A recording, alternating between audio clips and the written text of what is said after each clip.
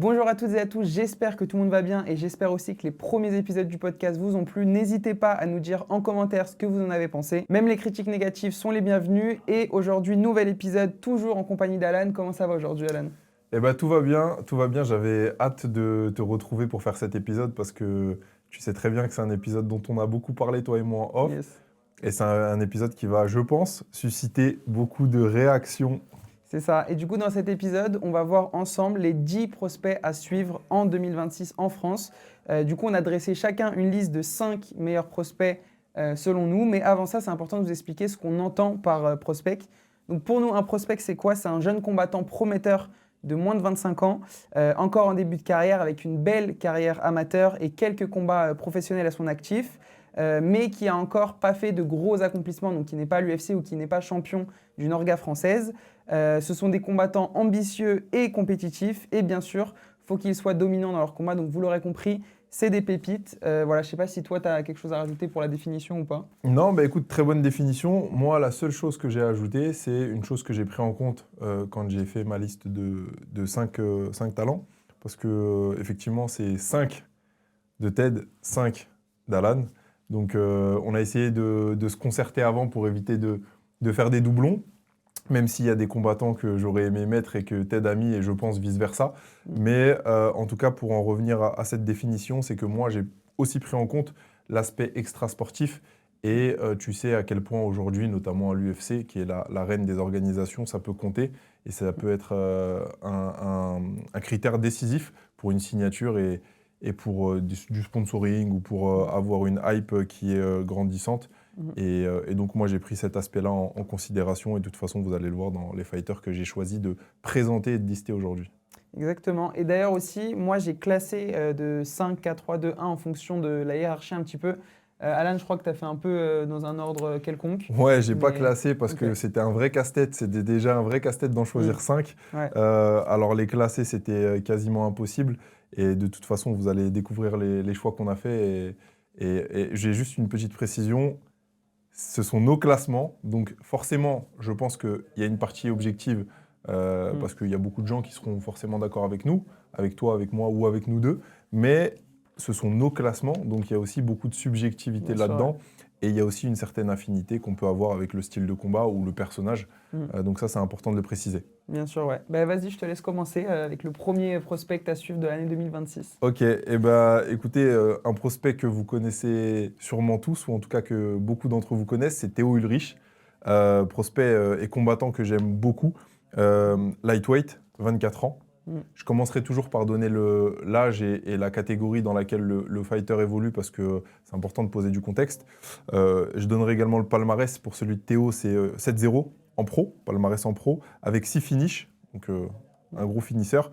Il a des victoires références aujourd'hui, en tout cas il en a 2, les 2 dernières contre Mohamed Bayo, contre David Sipra, qu'on a vu en live toi et moi, sur l'hexagone MMA à la Villette. Je crois qu'il est en 11-1 en amateur. On m'a dit qu'il devait combattre à un moment donné Patrick Abirora. Ouais, Ça a été à un annulé. moment, ça avait été... Ça m'aurait régalé. Ça va être incroyable. J'espère voir ce combat plus tard. Tu vois, il y aura même plus de hype quand ce sera en pro et à des niveaux beaucoup plus élevés. C'est une KO machine. Théo Ulrich, pour ceux qui ne connaissent pas, c'est gros striker. Donc très à l'aise debout, une grosse allonge, beaucoup d'entrées et de sorties, de beaux jabs. Il est là pour éteindre la lumière. Il n'est pas là pour aller à la décision, il le dit souvent. Et ça, c'est très plaisant. Donc c'est un action fighter, comme on dit. En tout cas, moi, je le considère comme tel, parce que c'est beau à voir. Il a un striking très agressif, c'est un finisseur. Quand il t'emmène au sol, c'est surtout pour faire du ground and pound. Donc c'est pas pour exactement, c'est pour faire des dégâts, c'est pour faire mal. Lui, il est là pour arracher des têtes. Et donc, dans un sport comme le MMA, c'est aussi plaisant de voir bien ça, sûr, même si je suis un fervent supporter des lutteurs et des gars qui sont très à l'aise au sol. Mais là, pour le coup, le combat contre Sipra, c'était une régalade. Et j'espère qu'il va nous livrer d'autres guerres. Qu'est-ce qu'on peut dire de plus sur lui? En fait, là où j'aimerais bien le voir aujourd'hui, c'est contre un excellent grappleur, pour voir comment il va se défendre. Mohamed Bayo, on sait qu'il y avait un bagage solide en JJB. C'est dommage, il ne l'a pas utilisé. Il a voulu la jouer debout, donc sur le terrain de prédilection de Théo, ça s'est mal passé pour lui. Ouais. Donc j'aimerais bien voir sa défense de takedown et j'aimerais également voir ses réactions au sol Mm. pour voir un petit peu comment il se défend, pour voir comment il peut se sortir d'une guillotine, tu vois, comme l'a fait Arman face à Dan Hooker dans des proportions qui sont un peu plus importantes. Mais attention parce que il peut prendre quelques coups nets aussi. Et j'ai l'impression que des fois la responsabilité défensive, elle est pas au rendez-vous. Voilà, j'aimerais bien voir ton avis là-dessus, sur le fighter déjà. Bien sûr, ouais. Et après, je parlerai un petit peu du personnage en 2-3 mots, mais personnage que j'apprécie beaucoup. Ouais, justement sur son style, moi je trouve que c'est à double tranchant, parce que oui, il l'a montré, il peut être très divertissant, il peut gagner ses combats par finish, etc. Mais j'ai peur que dans un avenir plus ou moins proche, s'il va rencontrer des adversaires qui vont être de plus en plus techniques, de plus en plus coriaces et aussi de plus en plus expérimentés, je pense que s'il y a un point où il doit faire attention, c'est comme tu disais, sa responsabilité défensive. Mais c'est aussi pour ça qu'il est fort, c'est aussi pour ça qu'on a envie de le regarder dans la cage, tu vois.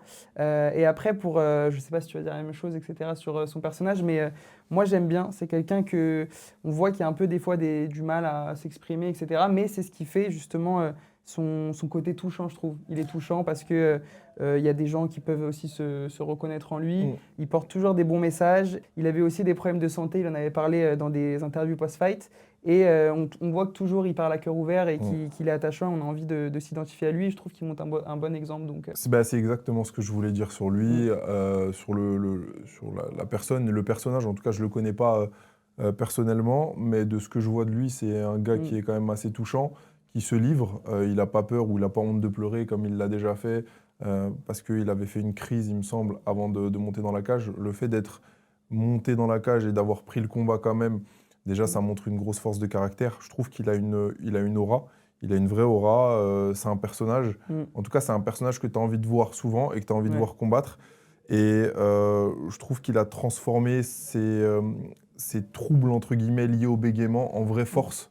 Et aujourd'hui, c'est en partie pour ça que moi, j'affectionne particulièrement le personnage. Et je trouve que c'est un exemple pour beaucoup, que ce soit des fighters ou juste des gens dans la vie quotidienne, pour se dépasser et pour combattre ses peurs en tout cas et combattre la moquerie des gens. Donc Théo, je trouve que... En tout cas, je suis hypé par le combattant, je suis hypé par le personnage, je suis dans le train, je suis dans l'avion, c'est walkout avec la batte de Negan, Lucille, en mode The Walking Dead, je kiffe. Donc non, en vrai, moi, mon premier de la liste, c'est Théo et j'espère que tu continueras à nous régaler, Théo. Et justement, parlant de ça, il est dans le tournoi, on le rappelle, il est dans le tournoi Hexagone pour les 100K. Il va affronter Nicolas Bivol, donc ça va être un gros combat, un gros test. Et justement, tu disais Nicolas Bivol qui a soumis Eren Agbo, qui a des bonnes capacités au sol. Donc si ça va au sol, j'ai bien envie de voir comment Théo il pourrait se sortir de ça. Et en cas de victoire, si Théo Rich gagne, il pourrait bien affronter le champion en titre, Wilson Varela, à condition que Wilson batte en demi-finale le gagnant du combat d'avant. Donc voilà, plein de belles oppositions à venir.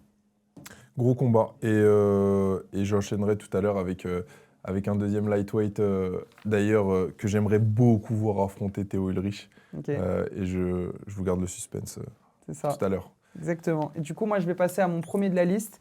Donc moi, comme j'ai dit, je les ai classés, donc c'est le 5e, mais il est quand même très, très prometteur. Du coup, je vais commencer par Alan Landouzi, justement, qui a fait une très, très belle carrière amateur, qui va très bientôt passer en pro, qui va faire son premier combat en professionnel chez Hexagone. Il a une des meilleures carrières amateurs en France. Il a 24 victoires pour seulement 4 défaites et un titre de champion d'Europe IMAF. Je pense que les gens ils l'ont un peu oublié suite au combat, certains l'ont un peu oublié suite au combat face à Paul Denat. Donc c'était une défaite, mais pour moi c'était une belle défaite parce qu'il a montré qu'il avait de très bonnes capacités, que c'était un combat quand même très très serré. On l'oublie souvent, on retient souvent que le gagnant, mais ça reste un combat très serré. Et je pense que s'il prépare bien sa transition en pro, et j'ai aucun doute qu'il va bien la préparer, je pense qu'il va pouvoir vraiment faire de gros dégâts, montrer son style au maximum, et je pense qu'il va vraiment aller loin chez Hexagone. Pour son style, c'est plus un lutteur. Il développe son striking à côté, mais de base, c'est vraiment plus un lutteur. Et il s'entraîne depuis plusieurs mois avec Johnny Frachet aussi.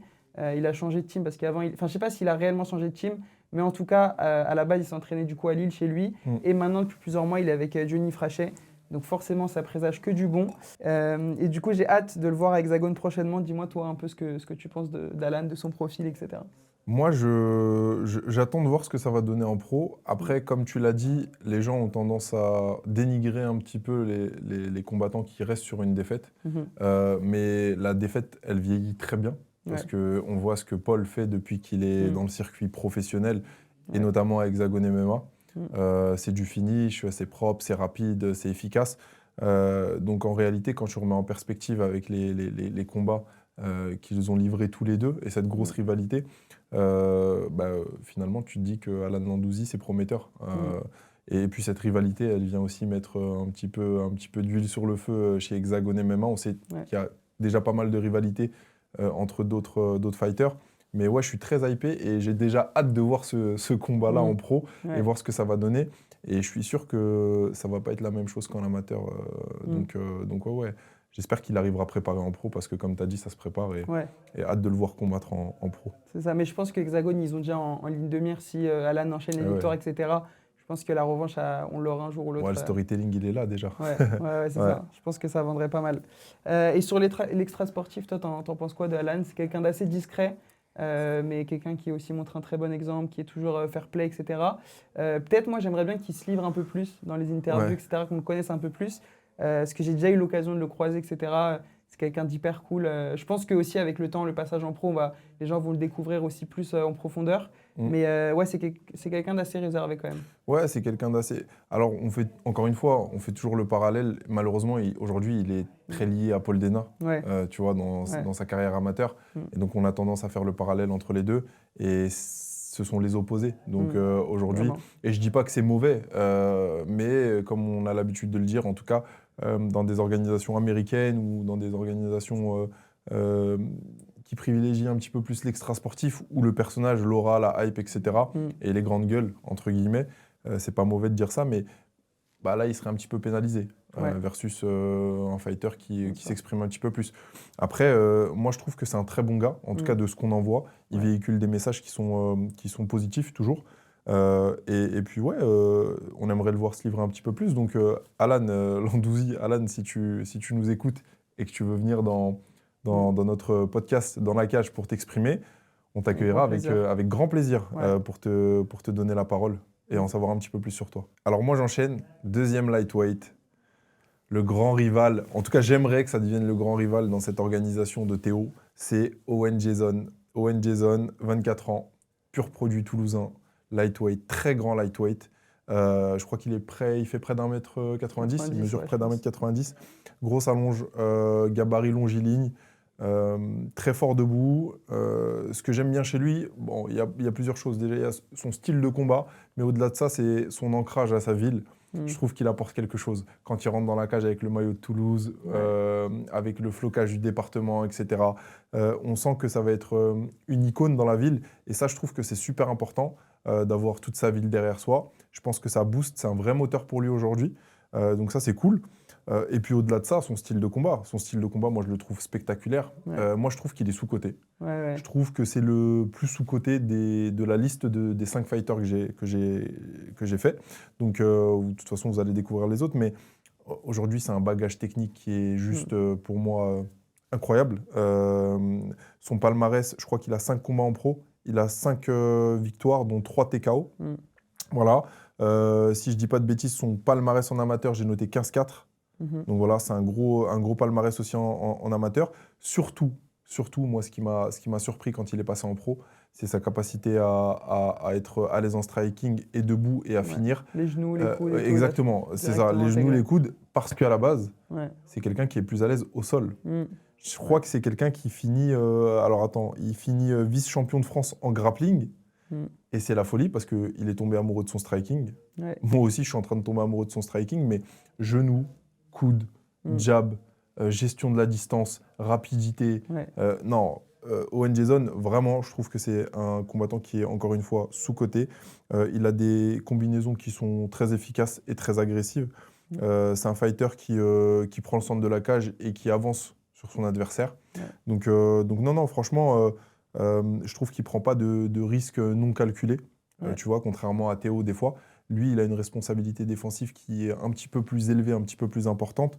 Je suis hyper déçu qu'il ne participe pas au tournoi des lightweight d'Hexagone. Ouais. D'ailleurs, ça, tu sais pourquoi ou... Non, Je pense mais pas que ce soit public, au mais- départ, il lui avait posé la question sur son dernier fight, enfin suite à son dernier fight, Mm. et il avait parlé de ses études parce que lui, je crois qu'il poursuit ses études en ostéo, Mhm. et donc si ça tombe sur une période d'examen ou ça tombe sur une période qui peut l'handicaper sur ses études, je crois qu'il a dit qu'il déclinerait. Donc ça aussi, je trouve que c'est c'est très mature, très réfléchi de sa part. Ouais. Tu vois, ça reflète aussi un petit peu le style du combattant. Parce que quand tu t'assois sur 100 000 euros, clairement, il aurait pu gagner le tournoi. Tu vois, je dis pas qu'il allait le gagner à coup Ouais. sûr, mais il avait des chances de le Il avait gagner. des bonnes choses. Ouais. Il avait des chances de le gagner. Et il a décidé de faire autrement. Et peut-être que c'est même pas pour ça, hein. Alors je spécule peut-être un peu, mais il en avait parlé en tout cas dans une interview post-fight. Hâte de le voir de retour dans la cage et vraiment hâte de le voir affronter un Théo ou même un Wilson Varela ou d'autres lightweight parce que c'est une catégorie qui est dense, à Hexagone et MMA aussi. Donc voilà, non, moi j'aime beaucoup. Il prend la parole en interview, il est très à l'aise, il est très avenant, il a l'air d'être très simple. Très gentil, très bienveillant, etc. Et pareil, il véhicule des messages hyper positifs. Franchement, moi, je suis complètement hypé par le gars. Bon, évidemment, c'est ma liste, donc forcément, tous ceux dont je vais parler, je vais dire ça. Mais Owen Jason, franchement, très fort. Owen aussi, je t'invite si tu veux venir avec grand plaisir pour échanger avec toi plus longuement, mais j'aimerais bien le revoir assez rapidement. T'en penses quoi, toi, d'Owen Jason? Parce qu'on n'en parle pas souvent, tu vois. On met beaucoup en lumière tous les autres, dont on va parler aussi tout à l'heure. Bien sûr, tu vois, mais lui... justement, quand tu disais sous-côté, je suis totalement d'accord avec toi. Et je pense justement pour qu'il soit traité à sa juste valeur et que les gens parlent plus de lui, je pense qu'il lui manque un combat, pas avec une bonne adversité, parce qu'il en a déjà eu, mais plus un combat contre quelqu'un un peu de bankable, de connu, ce qui lui ferait gagner en lumière, c'est sûr. Mais ouais, son style, il est ultra divertissant. Il est pas mal agressif. Il envoie beaucoup de genoux, beaucoup de coudes. Il est aussi pas mal aérien. Enfin, franchement, on a envie de le regarder. Et ouais, face à Théo Ulrich, en termes de niveau, je trouve que ce serait assez équilibré. Je mettrais peut-être une légère pièce sur Théo Ulrich, parce que plus d'expérience, etc. Mais ce serait une vraie guerre en striking. Et je pense qu'on verra ce combat peut-être si Théo gagne le tournoi, peut-être par la suite, si aussi Owen enchaîne les victoires, peut-être qu'ils s'affronteront. Donc ouais, non, c'est un combattant que j'aime beaucoup. Et c'est un combattant qui est très prometteur. Donc je le valide dans ta liste. Ouais. Aujourd'hui, je voulais aussi vous parler de Gummizen qui est notre sponsor. Donc voilà, c'est des gummies spécialement conçus par un ostéopathe, donc c'est efficace et naturel. Donc il y a deux gammes. La première, c'est Ossature Plus, donc ça renforce vos os et vos articulations. Donc si vous êtes à l'entraînement ou que vous êtes un combattant, ça renforce les articulations, ça solidifie vos os et c'est vraiment hyper efficace et en plus c'est naturel, donc n'hésitez pas.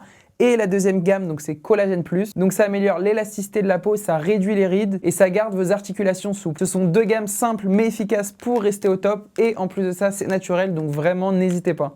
Du coup, on passe au quatrième de cette liste et pour moi, j'ai mis Paul Denat. Alors, j'ai pas mis Paul Denat parce qu'il a énormément de hype, parce que c'est une star sur les réseaux, etc. J'ai mis Paul Denat parce que sportivement, franchement, ça se tient. Son passage en pro, il a tout défoncé pour l'instant. Il a 3 victoires, 0 défaite, un très bon striking qu'il affûte de plus en plus au fur et à mesure des combats. Il a le KO power, on l'a vu. Il a une bonne défense de lutte aussi. Et son sol, c'est un peu le point d'interrogation. On l'a vu quelques fois, mais assez rapidement. Après, il n'a pas été testé face à de gros adversaires pour l'instant, on ne va pas se mentir. Mais c'est entièrement normal, il est au début de sa carrière professionnelle. Petit à petit, néanmoins, moi j'ai quand même envie de le voir passer un certain cap, etc. Mais pour l'instant, tous les premiers adversaires qu'on lui a mis en face de lui, il a fait le travail à 100%, il les a mis KO quasiment à chaque fois. En amateur aussi, il a pris des vrais clients. Bon, il avait perdu face à Ego Vidal, mais il a aussi battu Alain Landouzi, donc qui était aussi dans ma liste. Mais du coup, voilà, il a beaucoup de hype, il a un vrai potentiel derrière cette hype. J'ai hâte de voir la suite de sa carrière. Voilà, je te laisse me dire un peu toi ce que tu penses de lui. Moi, je pense que c'est pas qu'une hype, je pense vraiment qu'il a un certain striking, qu'il a un très bon striking. Après, comme j'ai dit, j'attends de le voir face à des adversaires plus expérimenté et j'attends de le voir avancer dans sa carrière. Bah écoute, moi, pour être totalement franc, au départ, je m'interrogeais. C'était un gros point d'interrogation, Paul. Je me demandais si c'était de la hype, mais je pense comme beaucoup de personnes, je me demandais si c'était de la hype et s'il allait surtout réussir à bien négocier son virage en pro. Il m'a fait mentir, en tout cas, il a dissipé mes doutes. Et non, je trouve que c'est très solide. Je trouve qu'il prend son temps. Dans la cage, il réfléchit. Je trouve qu'on ne parle pas assez de son fight IQ. On parle beaucoup de de Paul sur les réseaux, du fait qu'il fasse le clown très souvent, etc. Ouais. Quand il rentre dans la cage, tu as l'impression de voir quelqu'un d'autre. Il est très focus, très concentré, il prend son temps, il set up les KO et il va chercher la finition. Donc en plus de ça, il assume son statut de headliner quand tu le Ouais. mets sur une carte. C'est Et ça, ça, en je fait, trouve il a que c'est tellement très de fort. pression à son âge, on se rend pas compte. Ouais, Et on il se rend assume pas toujours compte. la pression. Bon, Et il doit avoir une pression, mais justement, il en fait un moteur et il arrive à ne jamais se faire submerger par cette pression-là. Donc, ouais, c'est c'est fort. exactement ça. Il la Ouais. contourne et il s'en sert de façon positive. Donc non, non, je valide Paul Dena et je pense que ouais, c'est un des prospects à suivre. Et je pense qu'on va potentiellement le voir dans des années, mais on va le voir sur le toit de la France et il va représenter fièrement cet étendard dans des organisations un peu plus prestigieuses à l'avenir. Ouais, j'ai hâte de voir un peu aussi à quel point il est loin de la ceinture. Voilà, il a enchaîné des victoires, mais la ceinture d'ailleurs qui est détenue en 61 par personne, si je dis pas de bêtises. Ouais. Il n'y a pas vraiment de champion en bantamweight. Mais je pense que le prochain combat déterminera potentiellement Ouais. le futur champion, parce qu'il a été annoncé le prochain combat pour Paul. Pour Paul, ouais. Ouais, il a été annoncé J'ai pas l'info là. contre Anzor. Ok, ah oui, bah oui, Ouais. ouais, grave. Donc ouais, et je pense qu'il déterminera probablement le futur champion, en tout cas à très court terme de l'organisation. Ouais, Mais ouais, hâte de le voir contre des gros clients, des sacrés clients ailleurs complètement, aussi. ouais. Tu vois. Et je pense peut-être que l'organisation, ils auraient aimé mettre une ceinture derrière ce combat pour monter encore la hype. Exactement. Mais après, Anzor, c'est son premier combat hexagone, donc voilà, compliqué même de justifier une ceinture. Mais en tout cas, sur le papier, c'est un combat qui donne envie. Il y a beaucoup de hype autour de ce combat. Bah ouais, il y a une Donc, grosse rivalité aussi, ouais. donc c'est Une cool. histoire derrière. Ouais, complètement. Vas-y, je te laisse continuer du coup sur ta liste. Ben, en parlant de bantam, moi j'enchaîne avec un bantamweight qui a fait des combats aussi à Hexagone, mais qui n'est plus chez Hexagone. Monsieur Zakaria Amou, dit Tarzan, 24 ans. Je crois qu'il est en 4-0. Il a 5 combats en pro, il est en 4 victoires, 0 défaite, 1 no contest, Voilà. très récent. On va en parler justement. Voilà, on va en parler. Suite à combat qui a été déclaré no contest suite à un coup reçu dans la coquille. Voilà, très relou parce que moi j'étais hypé Ouais, par on le. l'attendait ce fight. Ouais, on l'attendait. J'attendais de voir Zakaria Amou combattre à nouveau et à Arès. Voilà. Et face à un bon adversaire aussi. Et face à un très bon adversaire, tu vois. Je suis très déçu de l'issue du combat. Zakaria Amou, juste pour présenter un petit peu le personnage, je crois qu'il a été, multiple champion de France de Sanda. C'est ça son background. Il s'est hissé à la 4e place au Mondiaux de Dallas en 2023, si je dis pas de bêtises, ouais. Et 3 combats chez Hexagone, je crois. Il y a 3 combats chez Hexagone, un au KSW et celui-ci à Arès, mais qui n'a pas vu le terme. Donc voilà, et il a un style très explosif pour son style de combat, il est dynamique, il sait gérer la distance aussi, pareil. Je pense qu'il est assez complet, il est très complet, ça a l'air d'être quelqu'un pareil de très réfléchi. J'attends juste de voir contre une adversité, un niveau d'adversité qui est un peu plus important, et là c'était le cas. Donc c'est pour ça aussi que je suis un peu déçu, parce qu'on n'a pas bien pu jauger le niveau. Il a une palette technique très large, il a un bon striking, mais je pense qu'il a aussi une très bonne défense de takedown, donc à voir. J'aimerais bien le voir contre un lutteur lui aussi, pour voir un petit peu ce que ça donne, et voir les phases au sol, les scrambles, etc., voir comment il s'en sort. Je crois qu'il est coaché par il est coaché aussi par Johnny Frachet. Il est coaché par Johnny Frachet, donc grosse team. À côté de ça, il est managé par Younes sur la partie extra sportif, sponsoring, etc. Je crois même savoir qu'il a déjà un sponsor, et ce qui est rare pour quelqu'un qui compte aussi peu de combats en pro. Donc c'est très fort. Il s'entraîne aussi, je crois, parfois à la Hatch avec Saladin. Forcément, donc l'environnement autour de lui est plus que favorable pour qu'il puisse step up et avoir une carrière digne de ce nom. Donc moi je l'attends, et puis sur le côté extra sportif, parce que j'en parlais tout à l'heure, je trouve que c'est important, je trouve qu'il incarne un vrai personnage. Tu vois, il a sa coupe de cheveux, son surnom c'est Tarzan, il représente beaucoup son département, je crois qu'il est le 92, il a une bonne image sur les réseaux, il est déjà sponsorisé, donc non, je trouve qu'il y a un gros potentiel dans la cage et en dehors de la cage. Maintenant, c'est à lui de faire les choses bien et de continuer à travailler pour qu'on puisse le voir monter et gravir les échelons. Donc, hâte de le voir il est un peu plus discret. Pareil, tu vois, Ouais. on entend moins parler qu'un Paul, qu'un Wally, etc. Ouais. Je pense que c'est volontaire aussi, hein, ça fait partie de lui. Ouais, je pense Ouais. que c'est son image. Et c'est pas pour autant que, tu vois, il a pas une aura et il crée pas Mm. une hype autour de lui, puisqu'il a déjà un sponsor qui est quand même assez intéressant. Et au-delà de ça, ses vidéos, quand tu regardes son Instagram et Mm. tout, Ouais, c'est ça hype un petit travaillé. peu, Ouais, tu vois. ouais. Mais c'est travaillé comme tous les gens qui sont gérés aujourd'hui par l'agence de Younes, donc c'est assez, ça rejoint un petit Mm. peu. D'ailleurs, moi, j'en ai 3 dans ma liste et les 2 qui suivront tout à l'heure.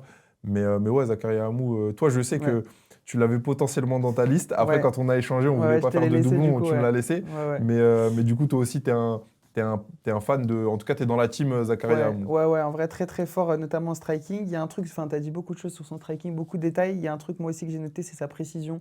Je trouve Ouais. qu'il a vraiment une grosse précision, une grosse vitesse aussi. Et justement, par rapport à son dernier combat aussi, je voulais revenir dessus. Je trouve que les gens sur les réseaux, bon, comme c'est souvent le cas, bien sûr, mais ils ont été durs avec lui. Ils lui ont jeté la pierre, ils lui ont dit qu'un combattant, ça se relève, etc. Je peux comprendre que les gens soient frustrés, déçus, c'est normal parce que nous Mm. aussi, on voulait voir ce combat. Mais en vrai, quand tu te prends un coup, un gros middle comme ça dans les parties, si tu te relèves pas. Enfin, en fait, si c'est pas relevé, c'est que il aurait peut-être pu se relever, mais ça l'aurait handicapé pour la suite du combat. Ou sinon, il a pas pu se relever tout simplement. Et dans les deux cas, il est totalement légitime de rester allongé et de déclarer le combat en no contest, tu vois. Ouais, Donc, et puis moi je suis d'accord avec toi. Ton raisonnement, je le suis totalement parce qu'en plus on n'est pas à la place des fighters. C'est un bien métier sûr, ouais. compliqué ce qu'ils font, tu vois. On peut Mm, pas, tu vois, c'est un peu comme Thomas Spinal contre Cyril Gane. mm, On est français, on était frustrés parce qu'on sait que Cyril dominait le combat. bien sûr, Voilà, ouais. c'est pas le sujet, mais c'est pour dire que c'est eux qui sont dans la Ouais, cage. ouais, grave. Si le gars peut pas se relever, il prend le choix de pas continuer le combat, et Mm, ben il prend la décision. Déjà, c'est assez dur pour lui, je pense, parce qu'il était aussi là pour délivrer. bien Surtout sûr. Zakaria Hamou, il a des choses à prouver. Ouais, ouais. Donc voilà. Et le champion de l'ARES, en plus, Mm, tu vois, c'est très costaud. ouais, Aujourd'hui, c'est ouais. Aboubakar C'est Younousov. un vrai niveau. Ah, c'est un vrai niveau. Donc Ouais, forcément, il est là aussi pour engranger ouais. des points, du niveau et pour aller chercher un mec comme ça. Du coup, on passe au troisième de mon classement et c'est Souil Kaouchen, donc qui s'entraîne à la Hatch Academy, qui a un énorme bagage en striking, donc qui a une grande carrière aussi, enfin qui a commencé très très jeune le kickboxing et le striking, donc très rapide, très efficace dans ses coups. En amateur, c'est 5 victoires pour 0 défaite, donc ouais, il n'a pas une très longue carrière amateur. Je pense qu'il était pressé de passer en pro. Et du coup, c'est la plus jeune signature du KSW. Donc à 18 ans, il avait déjà signé au KSW. Il est déjà à 2 victoires pour 0 défaite. Et il a vraiment un très très bel avenir devant lui. En plus de ça, il s'entraîne à la Hatch Academy, donc avec Saladin Parnasse, avec aussi Wael Kambush, qui est un peu son alter ego, qui a à peu près son âge, etc. Donc voilà, c'est quelqu'un que j'attends vraiment au tournant, mais dans le bon sens du terme. J'ai hâte de voir ses prochains combats, à quel point il peut aller loin au KSW, etc. J'attends aussi de le voir au sol, en lutte. On avait vu que lors de son dernier combat, il avait mis pas mal de ground and pound. Et en striking, il avait aussi fini son adversaire. Il a 2 victoires, mais il a aussi 2 finishes, ce que j'ai pas dit. Donc voilà, franchement, c'est quelqu'un que j'attends beaucoup. Il a aussi un gros physique. On voit que pour son âge, c'est impressionnant le physique qu'il a. Et même à l'extérieur de la cage, c'est un truc qu'on parle pas souvent, mais la manière dont il s'habille, c'est important. Je trouve qu'il s'habille bien. Donc voilà, ça fait aussi partie de l'extra sportif et on n'en parle pas souvent. Donc voilà, je pense que c'est quelqu'un qui a vraiment, vraiment du potentiel. Et d'un côté, j'ai l'impression qu'on en parle pas mal, d'un autre côté, j'ai l'impression qu'on n'en parle pas assez. Ouais, on n'en Donc, parle pas assez. donc voilà, Ouais. je trouve que vraiment, il y a quelque chose avec ce jeune-là. On n'en parle pas assez. Moi, Mm. je Ouais. suis d'accord avec toi là-dessus. Mm. En fait, on en parle pas mal, mais on en parle pas mal parce que c'est une sorte de regen de Saladin Parnasse. C'est ça, Tu vois, il est lié exactement. à la Hatch Academy comme Saladin Ouais. depuis un moment, etc. Mm. Moi, c'est un combattant qui me hype et qui me donne des frissons parce que à son jeune âge, Mm. être aussi complet, être aussi puissant, et Mm. comme tu l'as dit, le gabarit qu'il a, Ah ouais. c'est la folie. C'est la Mm. folie. Et confiant aussi pour combattre au KSW à Très son âge. confiant, et Ouais. très confiant, et ça veut dire aussi que sa team a confiance en lui. Mm. Il grandit dans un environnement où il peut que progresser. Mm. Il est entouré je pense, de très bonnes personnes. Tu Mm. vois. Il a Templier, il a Saladin Parnasse, il a maintenant Barbosa. Ouais. Tu vois, il a beaucoup de gens autour de lui pour progresser. Il a les bonnes personnes. Mm. Et puis, tu sais, petit point, moi, que je trouve important, Mm. j'ai découvert là, il y a 2-3 jours, qu'il avait, qu'il avait LinkedIn Mm. et qu'il était encore en train de poursuivre ses études. Ouais. D'ailleurs, j'ai commenté son post sur LinkedIn, il a liké, etc. Donc, Mm. très accessible, très simple. Ouais. Tu vois, il a mis un poste très smart, etc. Mhm. Je pense que c'est un jeune qui est vraiment très intelligent. Il en Ouais. a dans la tête. Mm. Donc, s'il te plaît, garde ta responsabilité défensive pour pas perdre trop de neurones. Mm. C'est super important. Mais je pense qu'il a une très bonne mentalité. Ouais. Et ouais, c'est quelqu'un à suivre. Et en réalité, moi, si je devais en choisir 3, Mm. parmi ceux qui vont aller et qui vont se hisser au très haut niveau plus tard, tu vois, dans 5-6 Ouais. ans, je Ouais, pense que lui, je le mettrais dans les 3. ouais. Donc ouais, Mm. hypé. Et justement, par rapport à ce que tu disais, etc., sur son entourage, le fait qu'il ait la tête sur les épaules, j'ai pu le croiser à différents événements, des confs de presse, etc., discuter avec lui. Et il est toujours, enfin en tout cas quand je l'ai vu, il était toujours accompagné par son père. Et c'est un truc, tu vois, ça veut tout dire, son père est derrière lui, il mise beaucoup sur lui, etc. Et ils sont là aussi, je pense, pour qu'il ait toujours la tête sur les épaules, tu vois. Donc non, franchement, une bonne mentalité. Dans la cage, pour l'instant, il fait vraiment le travail, il est très, très prometteur. Donc j'ai hâte de voir ce que ça va donner, ouais. Un Souil en cache un autre. Ouais, c'est ça. Non, moi j'enchaîne avec Souil Areski, 22 ans, Ouais, flyweight, ouais. récemment chez Hexagone. Mm. Il s'entraîne avec Johnny Frachet. Aussi géré par Discipline 360, qui est l'agence de Younes, donc au même titre que Zakaria Amou. Donc il faut s'attendre, je pense, à ce que il nous sorte aussi des contenus sur les réseaux sociaux qui le mettent en avant et qui le valorisent. Grosse carrière amateur, Mm. champion IMAF, je crois 2023, si je dis pas de bêtises. Ouais. Palmarès amateur 27-4, c'est énorme. Mm. C'est énorme. Petit fait intéressant, parce que tu enchaîneras après avec lui, mais je crois qu'il a combattu 3 fois Samba Sima. Ouais, il me 3 fois ou semble. 2 fois? 3 fois. 3 fois. Je crois qu'il Ouais, perd 2 fois ouais. contre Samba. Donc Mm. évidemment, c'est ce que tout le monde attend en pro, hein, Mm. chez Complètement. Hexagone. Et je pense Ouais. que c'est aussi pour ça qu'ils ont signé les deux, Ouais. au-delà du fait que ce sont 2 gros talents, très gros Ouais. talents et très gros potentiel. Toi comme moi, je sais qu'on attend ce combat avec impatience, Mm. mais toi Complètement. comme moi, je sais qu'on aimerait le voir pour la ceinture. Ouais. On Faut pas on faire ça trop vite, en fait. Non, Faut voilà, laisser c'est les deux ça. monter tranquillement. On leur laisse le Ouais, temps de grandir. c'est ça. En plus, je trouve qu'il y a une opposition de style hyper intéressante. Mm. Tu vois, Souil Areski, pour ceux qui ne connaissent pas, c'est beaucoup plus. C'est un lutteur, c'est pas un lutteur, mais c'est en tout cas beaucoup plus à l'aise dans ce style de Mm. combat. Tu vois, Ouais. cage control, scramble, lutte, Mm. amener au sol, etc. Ouais. Pour son gabarit, je trouve qu'il a une grosse puissance. Ouais. Il a une grosse Ouais, puissance grave. de frappe. Tu vois, là, il finit son dernier combat, TKO, je pense. Mm. Il le termine et on voit que les coups font mal. Les coups qui passent font mal. Ouais. Les coups sont lourds. Donc ouais, il a une base très solide en lutte. Il est dans sa zone de confort quand ça se déroule au sol. Maintenant, je trouve que son striking évolue de Mm. plus en plus. Faut juste pas qu'il fasse l'erreur quand il combattra un gros striker comme Samba Mm. de tomber là-dedans. Je pense Ouais. qu'il faudra ajuster le game plan évidemment, mais ça, je laisse sa team s'en occuper. Et je suis curieux de voir son évolution et sa carrière, et puis l'évolution de son striking aussi, Mm. parce que je sais que son cage control sera au rendez-vous, et sa lutte aussi. Donc voilà, je sais pas ce que tu penses de Souil Areski. Je sais que tu aimes aussi, Ouais. mais on a pris le parti de choisir Mm. l'un et l'autre, Ouais, tu c'est vois. ça, c'est ça. Ben justement, moi, j'ai choisi Samba, mais bon, ça sera pour un peu plus tard. Mais ouais, bien sûr, Souil, ultra prometteur. Il avait gagné les championnats d'Europe, etc. Grosse carrière amateur, comme tu l'as dit. Moi, je ne vais pas répéter un peu ce que tu as dit, mais franchement, j'ai hâte de voir son parcours à Hexagone et de voir ce fameux combat contre Samba. Mais en plus, les deux, même extra-sportivement, c'est des mecs au top. Donc, Ouais. j'ai hâte de voir ce fight, ouais. Et du coup, on peut enchaîner avec mon deuxième, moi, Welcome Bush. Voilà, lui, c'est un peu mon chouchou, j'avoue. Il s'entraîne aussi à la Hatch Academy. Son point fort, c'est le sol. C'est pas son striking, alors qu'on peut penser ça au vu de ses performances. Mais là où il est vraiment fort, c'est au sol. Justement, même il y a 2-3 ans, il avait été s'entraîner avec la team Khabib. Il avait eu cette occasion-là, etc. Il avait fait du contenu autour de ça. Donc voilà. Il a un parcours amateur parfait avec 10 victoires pour 0 défaite. Donc vraiment, c'est très solide. C'est rare Ouais, c'est très en rare. amateur. Ouais, Mm. exactement. Et je trouve qu'il a une bonne tête aussi. C'est un truc qu'on sous-estime, mais il est beau gosse, il a une bonne tête. Donc ça, c'est aussi important du point de vue du public. Là, il a signé à l'ARES pour sa carrière professionnelle. Il a 2 combats pour 2 victoires. Donc comme son confrère Souil Kaochen au KSW, 2 victoires, 2 défaites pour l'instant. Une par soumission, une par TKO. Donc ça reflète à quel point il est complet, il sait tout faire. Moi, je trouve que ce passage en pro et ce début professionnel, ça présage que du bon. Il a un style aérien, il est agréable à regarder, on a envie de voir la suite pour lui. Et j'ai hâte aussi de voir un peu quand il y aura plus d'adversité ce que ça va donner par la suite. Mais combattant hyper intéressant, hyper sympa aussi. J'attends de lui de manière extra-sportive qu'il s'ouvre aussi dans les interviews, etc. Parce que je pense que c'est quelqu'un qui a aussi des choses à raconter d'un point de vue perso. Donc voilà, mais ouais, un combattant que j'apprécie beaucoup. T'en penses quoi, toi? Bah écoute, moi, pour être honnête, j'ai beaucoup plus suivi sa carrière amateur. Tu vois, et ça m'avait marqué le fait qu'il reste avec le 0 en amateur parce que tous ceux qu'on vient de citer, personne n'a gardé son 0. Tu vois. Malgré tout le bien qu'on pense d'eux, ils ont quand même essuyé des défaites, mais ce qui est normal, hein, c'est pas.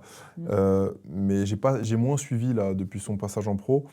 Si tu me dis que c'est très prometteur et que déjà il y a une soumission à un TKO, c'est qu'il est en train de poursuivre sa lancée. En tout cas celle qu'il avait en amateur et en fait juste ce genre de combattant, eh ben, c'est plaisant à voir. Il faut juste attendre de voir si ça va se confirmer avec, comme tu le disais, un niveau d'adversité qui va être un petit peu plus relevé.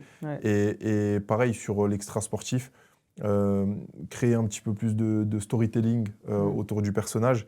Et quand tu as une belle gueule, il faut en profiter. Parce qu'aujourd'hui, ça compte énormément pour les sponsors, etc. Bien sûr. Donc voilà, mais moi, parmi ceux qu'on a cités, en tout cas, c'est celui que je connais le moins. Et c'est celui qu'il faut absolument que je regarde pour monter dans le train. Je te laisse continuer. Et ben moi, mon dernier de la liste, c'est sans doute celui que vous connaissez le mieux aujourd'hui avec Paul Dena, c'est Walid Tandia. D'ailleurs, tu as la même voix que lui. Hein. Ça, on en a parlé souvent en off, mais je me devais de le dire. On s'est parlé en plus quand je suis allé à la conf Hexagone, qui a un petit peu dérapé d'ailleurs, Wally. On s'est parlé avec une voix similaire. Le même timbre de voix. Dites-nous en commentaire si vous trouvez qu'ils ont la même voix un peu. Donc non, Wally, génération 2002, voilà, 23 ans, welterweight, gros welterweight, gabarit XXL. Wally, c'est 1m90. Ouais, avec, je crois que c'est 2 mètres d'allonge. Grosse allonge. Grosse allonge. Donc, pareil, il est, pour son palmarès en pro, il est à 4-0. 4-0, deux décisions, 2 finitions. Voilà, avec une victoire notable en amateur sur Maïdine Bouafia. Parce que Wally, à la base, c'est un striker. Enfin, c'est quelqu'un qui est beaucoup plus à l'aise debout, qui aime la violence, qui vient pour arracher des têtes. Mais il l'avait fini, je crois, par étranglement arrière. Donc, c'était un petit peu son statement en amateur. Donc voilà, il est dans la team Johnny Frachet lui aussi. Voilà, j'ai choisi c'était involontaire. Et dans la team Discipline 360. On dirait que je fais l'éloge de ces teams-là, mais pas du tout. C'est juste que les combattants que j'ai choisis font partie de ces teams-là. Je crois qu'il a une victoire notable aussi contre Bafodé Gassama en amateur. Je suis pas sûr de ça, mais... À vérifier, mais je crois qu'ils ont combattu et je crois qu'il a fight Bafodé Gassama. Ça me parle, ouais, mais ok. Il est à 24-3 en amateur. Pareil, grosse carrière amateur. Très solide. En peu de temps en plus. Ouais, très peu de temps. Il a commencé assez tard. Et il a été, je crois, médaillé de bronze aux IMAF. Donc pareil, bel accomplissement. Sur sa carrière pro, il a eu quelques difficultés sur les 2 premiers combats. Quand je dis difficultés, bon, il s'est imposé, hein, notamment par décision face à Christopher Odena. Big up à Christopher Odena qui est vraiment un bon. Donc voilà, quelques difficultés à prendre ce virage-là. Parce qu'il n'a pas fini. Évidemment, on attendait tous, parce que Wally, c'est du trash talking, etc. C'est un petit peu la grande gueule de cette nouvelle génération. Donc on attendait tous que ça se finisse par des TKO ou des KO round 1. Ça n'a pas été le cas. Par contre, les 2 derniers combats sont beaucoup plus aboutis. J'ai l'impression qu'il a pris la mesure de la différence entre le circuit amateur et le circuit professionnel. Et ça, c'est cool. Dernier combat contre Alix Jean-Guillaume, avec un beau finish. Alix Jean-Guillaume, c'est aussi un adversaire coriace. Tu vois, c'est pas un peintre. Donc, il faut le souligner. C'est un combattant qui met beaucoup de pression. Qui est aussi à l'aise avec les genoux, avec les coudes, qui aime faire mal, qui aime faire du dégât. Donc voilà. Et évidemment, on le connaît tous aussi pour sa personnalité. Beaucoup de pubs sur les réseaux sociaux. C'est quelqu'un qui trash talk beaucoup. C'est quelqu'un qui s'exprime beaucoup, qui parle beaucoup de lui et a raison, parce que c'est comme ça aussi qu'on construit un personnage et c'est comme ça qu'on s'attire les faveurs des médias et des organisations. Il est très clivant, hein, Wally. Ouais, il est très exactement. C'est un des combattants les plus. Je pense s'il y a un mot pour définir l'extra sportif de Wally, c'est clivant. Exactement. Moi, j'aime beaucoup ce qu'il fait. Parce qu'en France, on a tendance à critiquer les grandes gueules. Sauf que c'est eux qui mettent la lumière aussi quelque part sur ce sport-là. Au-delà des fans de MMA et des passionnés, ils vont aller toucher d'autres gens. Prendre de la hauteur aussi avec ce qu'il fait. Ouais, exactement. Si tu rentres dedans, en mode, si t'es très premier degré, il se la raconte, etc. Ça. Mais c'est un peu comme un Cédric Doumbé, tu vois. C'est ça. C'est clivant comme un Cédric Doumbé. Tu vois, à toute proportion gardée, hein, mais en tout cas, voilà. Et vu qu'en fait, Doumbé, il a peut-être faim. Et encore accompli. que, parce qu'il a plus accompli en kickboxing qu'en MMA. En MMA, c'est pas non plus exceptionnel avec Doumbé, mais voilà. Je pense que les gens, vu qu'ils respectent son parcours sportif et qu'il a prouvé, etc., les gens sont plus hypés par son trash talk et comprennent mieux et ne remettent pas en question tout son trash talk. Et aussi parce qu'il fait très bien sûr, Doumbé. C'est un acteur Doumbé. C'est ça. Il est fait pour ça. Et je pense qu'il y a des gens, ils ont un peu du mal avec Wally parce que y a certains qui ne croient pas encore aux sportifs et qui se disent c'est qui lui pour parler comme ça, tu vois. Mais je pense du coup, soit ça va se confirmer par la suite et on le souhaite à Wally et il va faire des belles perfs, il va gagner la ceinture d'Hexagone et les gens vont peut-être de moins en moins remettre de plus en plus comprendre un peu son trash talk et qui il est. Soit ce sera l'inverse, tu vois. Ouais, exactement. Mais c'est pour ça que tous les gens qui ne l'aiment pas, sont de ce côté-là, attendent sa chute pour dire bon bah tu parlais trop machin au final tu vois là, rien. Il s'est blessé là par rapport au combat justement, il y en a plein déjà ils ont dit ouais t'as trop parlé, tu t'es blessé alors que c'est juste s'il s'est blessé. Il a perdu quoi, il s'est juste blessé le pauvre. Parce que les gens quand c'est comme ça, quand tu parles beaucoup les gens t'attendent, tu vois. Tournant, et les gens t'attendent au tournant, mais quand tu parles beaucoup et que tu assumes, tu arrives à faire ce que tu dis. Par contre, là, tu as tout gagné, tu vois. Tu as tout gagné, les faveurs du public. Ouais, exactement. Tu vois, les gens ne l'ont pas lâché pendant des mèmes, des montages et tout. Mais en tout cas, voilà, Wally, moi, c'est quelqu'un que j'attends de voir. C'est quelqu'un que j'apprécie. Moi, j'apprécie même le personnage. J'ai eu l'occasion de le croiser à la dernière conf, qui s'est un petit peu mal fini, chauffouré, etc. Super peace, super calme, bon gars, très respectueux. Voilà, ce qu'il montre sur les réseaux, attention, les gens d'internet et les gens des réseaux, ce qu'il montre sur les réseaux, c'est ce qu'il a envie de montrer. Exactement. Vous n'êtes pas avec lui tous les jours, on n'est pas avec lui tous les jours pour voilà. Mais en tout cas, juste peut-être un point d'alerte et un point de vigilance. Ce qui s'est produit à Hexagone, on sait que ça peut pénaliser. On sait que ça peut pénaliser. Donc, et je peux faire le parallèle avec le combat. Donc dans la cage, attention à ne pas se faire à pas devenir esclave de ses émotions. Tu vois, c'est un peu ça, moi, le point d'alerte que je mets sur Wally, c'est rester calme et juste ne pas se laisser submerger par ses émotions et ne pas se laisser emporter parce que ça peut causer du tort aux fighters. Et on l'a vu, tu vois, on en parlait la dernière fois, mais Arman, toutes les dingueries qu'il fait à l'UFC, le coup de tête à Dan Hooker, etc., c'est tout ce qui le prive d'un title fight. On sait que c'est le plus méritant d'un point de vue sportif, mais il fait tellement de dingueries que ça lui porte préjudice. Ça lui porte préjudice. Donc, Wally, si tu m'entends, s'il te plaît, reste concentré, fais le taf dans la cage, régale-nous, et voilà. Et on va faire un dialogue pour les internautes, pour les auditeurs, comme ça, on verra. Tu vois. Mais voilà, moi, j'ai fini ma liste sur Wally Tandia. Ouais, gros sujet, Wally. En tout cas, hâte de voir la suite et la ceinture, du coup, Hexagone. Le combat va être reporté, normalement. Tout se passe bien et c'est un combat qu'on a tous envie de voir, je pense. Ah ouais, ce combat il me hype, même la rivalité et tout. On y sera. Ouais, c'est sûr.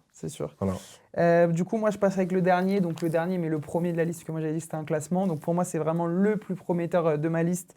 C'est Samba Sima du coup qui combat en moins de 57 kg en pro. Son parcours amateur il est incroyable, donc il est à 21 victoires pour seulement 3 défaites. Et en pro, donc il signe chez Hexagone, comme je l'ai dit. C'est une catégorie déjà où il y a plus de place que les autres, les moins de 57. Donc je pense que vraiment, Samba, il a de quoi faire. Il a déjà 3 victoires dans l'organisation. Très virevoltant dans la cage, même je dirais élégant. Il a un striking vraiment, vraiment élevé pour son âge. C'est que son 3e combat. C'était que son 3e combat. Récemment, il a montré de très, très belles choses. Même, je crois, je sais plus si c'était son premier ou son 2e combat en pro. Il fait un low kick, après un middle et après il passe en high kick et il met KO. Premier combat, je crois. Ouais, je crois que c'était son premier combat en pro en plus. Et on voit qu'en plus de ça, extra sportivement, il mène des maraudes, il est hyper engagé, il a toujours un discours ultra respectueux et il peut inspirer vraiment une jeunesse, je pense. Ouais. Il a vraiment ce rôle-là un peu de leader. Et en plus de ça, il est très posé, très réfléchi. Enfin, je trouve qu'il a tout pour lui, il a toutes les qualités pour aller loin. Et il faut juste qu'il suive un peu ce qu'il fait, qu'il continue de progresser. Mais voilà, je pense qu'il est très, très prometteur. Et comme tu disais tout à l'heure, celui qui pouvait aller le plus haut niveau pour toi, c'était Soil Kaoshen. Moi, je pense que Samba Sima, si je devais faire un choix, c'est sûrement lui. En plus, les 57 kilos, Bon, c'est pas une catégorie pauvre non plus, c'est pas comme les poids lourds où vraiment le niveau il est restreint. Il y a quand même du gros niveau à l'UFC ou même ailleurs, mais c'est pas la caté la plus difficile non plus. Donc je pense que vraiment, et c'est pas pour ça que je dis qu'il peut aller loin bien sûr, mais c'est une raison supplémentaire de dire que je peux vraiment le voir aller loin. Voilà. Je sais pas toi ce que Ouais. tu en penses un peu. Bah, je suis d'accord. En plus, bon, je me projette très loin, mais on Mm. sait qu'il va aller à l'UFC. Mm. Son rêve, c'est la ceinture UFC. Ouais, Il n'y a pas de Français à l'UFC en 57. C'est la ouais, seule catégorie où on compte aucun exactement. Français. Bon, peut-être que d'ici là, il y en aura, mais, Mm. mais moi, je suis d'accord. Tu l'as pris. Moi, je l'aurais mis Mm. volontiers dans ma liste, Mm. Samba. On a eu l'occasion de le croiser, etc. C'est quelqu'un de très humble. En fait, tu vois, Yawali, c'est un peu l'image du vilain, Mm. tu vois, du super vilain dans les mangas, etc. Mm. Et puis, t'as Samba, c'est le héros, tu vois. Ouais. C'est le héros, c'est beaucoup de belles valeurs. Attention, je dis pas que Wally, etc. n'en ont pas, mais Mm. je veux dire que tu le sens dans son discours, Mm. quand ça parle de maraude, quand ça... Tu Ouais. vois, il y a eu le premier discours après, je crois, son premier fight, où il Mm. place les kicks. Ouais. Je crois tu vois, il s'adresse Ouais, à il la dit jeunesse, j'avais aux petits voulu frères. arrêter aussi. Il Ouais, disait. exactement. Et Ouais. puis, il s'adresse aux petits frères, parce Mm. que il y a beaucoup de coups de couteau. Je crois qu'il a eu un pote qui a Mm. subi un truc comme ça. Donc, il leur dit de faire attention, il sensibilise la jeunesse et tout. Mhm. Franchement, il a un discours remarquable pour son âge, admirable. C'est quelqu'un que ouais, c'est quelqu'un que j'admire beaucoup en dehors de la cage. Et bah, dans la cage, c'est fort, hein. Là, Mm. le dernier walkout qu'il fait sur Durov, Paris, Ouais. quand il rentre et tout, franchement, Samba, tu m'as hypé, tu me hype et tu me hyperas. Donc, Mm. let's go, road to UFC. Complètement. Et d'ailleurs, j'ai une question à te poser un peu. Toi, t'en penses quoi de... Parce qu'on imagine que c'est peut-être un peu compliqué de passer de l'Hexagone à l'UFC. Mm. Mais est-ce que tu penses que lui, c'est un combattant qui va rester très longtemps à l'Hexagone et qui va être champion, etc. et qui, par la suite, va aller à l'UFC? Ou tu penses qu'il ne va pas rester si longtemps que ça à Hexagone et qu'il va transfuser vers une autre regard rapidement, à ton avis? Moi, je pense qu'il prendra la ceinture de l'Hexagone déjà. Mhm. Soit lui, soit Souil. On verra. Ouais. Mais en tout cas, je pense qu'il a le potentiel pour la prendre et je pense Mhm. qu'il veut la prendre. Ouais. Je pense qu'il veut s'inscrire là-dedans avec Hexagone, mais pas non plus dans la durée. Après, encore une fois, c'est des spéculations qu'on fait, hein. On n'a Ouais, pas bien sûr. d'informations là-dessus. On discute Ouais. peut-être des mois. Mais pour moi, à mon sens, ouais, il prendra la ceinture. Et puis après, il est assez intelligent, lui et sa team. Je crois que c'est Malik qui le suit. Je crois qu'ils sont c'est assez ça. intelligents pour se dire, bon, bah, c'est le moment d'aller à l'UFC ou c'est le moment. Et les Après, c'est 57, pas qu'eux qui choisissent, hein, bien sûr. ouais, c'est pas qu'eux Ouais. qui choisissent. Mais après, en tout cas, moi, je doute pas du fait que l'UFC va l'approcher Ouais, ouais, il sera dans bankable. tu vois, Ouais. ouais, à court, moyen terme. À Mm. moyen terme surtout. Mais je pense qu'ils sont assez intelligents pour Mm. savoir qu'il faut prendre le temps avant d'aller là-bas, parce que là-bas, c'est Bien la sûr. jungle. Ouais. Et il a une Et sacrée ressemblance avec MVP lui aussi, hein. ouais, Ouais, grave, c'est physiquement vrai. et même un peu dans le style, bon, moins quand même dans le style, voilà, mais Ouais, moins teubé physiquement, quand même. ouais, c'est vraiment. Ouais, l'autre, c'est un Golemon fighter Ouais, un peu. ouais, Mais ouais. ouais, j'espère. En tout cas, j'espère qu'on le verra à l'UFC assez rapidement. Mais Mm. les jeunes, il a le temps. S'il faut passer par parce qu'on le voit, ça se fait de plus en plus, passer par le PFL. Ouais, Il y en a beaucoup qui font exactement. quelques combats au PFL, Ouais. comme Patrick, hein. Mm. Putain, Patrick, j'aurais bien aimé qu'on parle Ouais, de. qu'on Mais le mette pareil, dans aussi. un autre épisode Déjà, où il on est pas parle avec les français, et en baristes. plus, il est. Ouais, Ouais, c'est ça. mais il est Oui, francophone. oui, oui, bien sûr. Mais voilà, en tout cas pour Samba, ouais, je pense. Mm. Toi, tu penses qu'il va faire quoi? Qu'il va faire long feu à Hexagone ou qu'il va jumper Mm. rapidement vers. Non, je pense qu'il va faire son temps à Hexagone, c'est-à-dire peut-être 2-3 ans, qu'il va viser la ceinture. Et s'il obtient la ceinture, je pense qu'il, comme tu as dit, il partira vers peut-être le PFL. Ou... Après, j'ai l'impression que maintenant, c'est assez restreint, hein. Enfin, il y a un peu un chemin, soit tu passes au Ouais, PFL après à l'UFC, soit direct à l'UFC. c'est ça. Mais il n'y a pas non plus 1000 orgas différentes. Ouais, et puis t'as vu Ouais. maintenant, pour aller à l'UFC, c'est beaucoup les Dana Mm. White Contender Ouais, c'est Series, tu ça, vois. c'est Donc, ça. Exactement. est-ce qu'il va vouloir faire ça? Enfin, il y en a de plus en plus. De toute façon, c'est quasi obligatoire, à part si t'es Ouais. champion ailleurs, tu vois, comme C'est Lawson ça, Keita ou Saladin. Saladin potentiellement. Ouais. Ouais, donc à voir. En tout cas, j'ai hâte de le voir. Au PFL aussi, ça devient sympa, hein. PFL Monde, Ouais. tu vois, la dernière Là, carte, ils elle sont était en pas train mal, de hein. se. En plus, ils font des. Enfin, il y avait toujours des catégories, mais ils font des classements par Ouais, ils ont catégorie arrêté leur maintenant. Ouais, bêtise c'est ça. C'est ouais, ça. de Ils se sont juste. rendus compte que c'était trop coûteux et trop n'importe quoi. Ah Mais non, les tournois à chaque fois, ouais, faites des classements et ouais, voilà, grave. tu vois. Je pense le plus simple, faut pas se prendre la tête des fois. Tu fais juste des bons Bah classements ouais. comme l'UFC et ça marche, hein. Du coup, voilà, on arrive sur la fin de cet épisode. On espère que ça vous aura plu. Dites-nous en commentaire, vous, un peu votre liste. Vous pouvez en mettre 5, vous pouvez en mettre 10, autant que vous voulez. Des combattants, selon vous, qui sont les plus prometteurs. Donc, on rappelle, un prospect, il faut qu'il ait moins de 25 ans. Il ne faut pas qu'il ait de gros accomplissements dans les orgas françaises ou encore moins qu'il soit à l'UFC. Mais il faut que ce soit quelqu'un d'ambitieux, de créatif, bon, pas forcément de créatif, mais en tout cas qui domine ses adversaires dans la cage et qui soit ambitieux et talentueux. Voilà, je sais pas si tu as un petit dernier mot à dire, Alan. J'avais hâte de faire cet épisode, j'ai pris du plaisir à le faire, comme prévu, et j'espère que vous aussi, vous avez pris du plaisir à nous écouter, et je sais que ça va susciter pas mal de réactions, donc on attend vos réactions, mais n'oubliez pas, ce sont nos classements subjectifs à tous les deux, Ça. donc nous sommes ouverts à toutes les propositions, et comme d'habitude, à toutes les remarques. Donc merci à tous pour nous avoir écoutés, et puis moi je vous dis à très bientôt. Exactement. Et n'oubliez pas de liker la vidéo. Comme d'habitude, on se dit à très très vite dans la cage.